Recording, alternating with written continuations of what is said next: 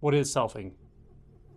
So even after we realize or recognize in direct experience convincingly that there's no discrete, separate self, often this happens after awakening and then some deep searching, some sincere effort to actually look in our experience to find the precise location of the self or self. And it just suddenly dawns on us that we're looking for something we're never going to find. Now, this doesn't mean that you've reached the end of the experience of self. It simply means you've realized in a direct way that a separate self, a self apart from phenomena, a self apart from the senses and from thought, simply doesn't exist. But the feeling of being a self, the feeling of contracting into self, the feeling of having to defend something can still go on, and almost always does go on for some time. Also, the sense of being a separate self, a self apart from sounds, from colors and forms, shapes, objects, the sense of separation goes on for some time after we've actually seen clearly that there is no self. So the full realization or actualization of no self is actually a very advanced or deep stage of realization. Now, the words advanced and deep can be misunderstood. It's actually nothing exalted. It's nothing special. It's just uncommon. And it takes some time and subtle discernment to fully integrate the realization that there's no separate self. Specifically, there can be a lot of reactivity left. There can be a lot of pushing on experience. There can be a lot of rejection of our experience, dissatisfaction. This area often gets overlooked because we tend to want to bypass at this point. We want to meditate ourselves into deep samadhi and just completely forget that we even have a sense of struggle, frustration with life, dissatisfaction.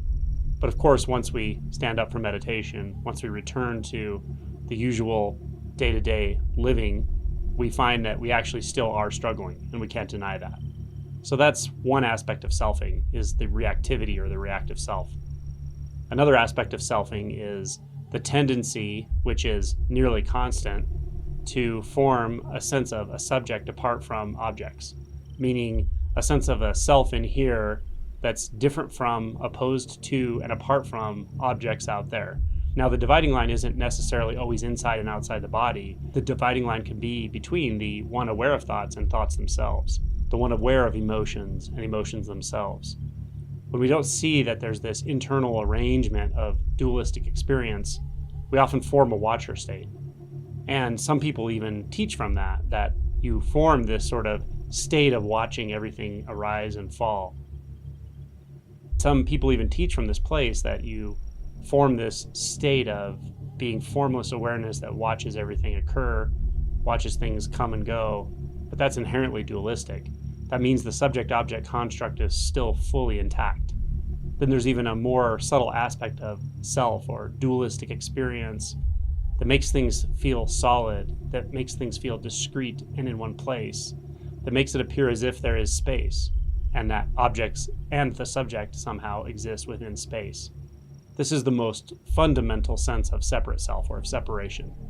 When this distortion is penetrated and dissolved, it's very clear that there is nowhere that a self could exist. There's nowhere an object could exist. In fact, there is nowhere. The sense of there being places, distance, discreteness is just gone. Now, that doesn't mean there's some vast space or vast formless awareness, even though the mind might imagine that. It's quite the opposite.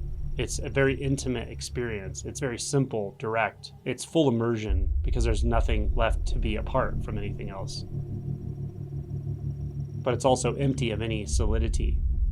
So these selfing mechanisms tend to go on for quite a while after awakening and after the recognition or the initial discovery that there is no separate self. So this is why inquiry becomes important after awakening, to really start to get at these very subtle fixations, looking into where it is we're taking reference from when we feel like there's an agent, something apart making choices. When we feel like there's duality, what are we referencing to experience a subject apart from an object, a here apart from a there, a me apart from a you? What is the actual reference point? What data are we referencing? Where does the belief arise that we have to react to the environment? Where does the reaction trigger actually exist? So we have to be willing to look for these fixations, investigate these trigger points. These perceptual filters or fixations are subtle, but they're not impossible to get at. They just take some work. They take some digging, and they take some willingness to feel uncomfortable, to dig into how you're actually perceiving the world, to see where the mind is overlaying veils that don't actually exist.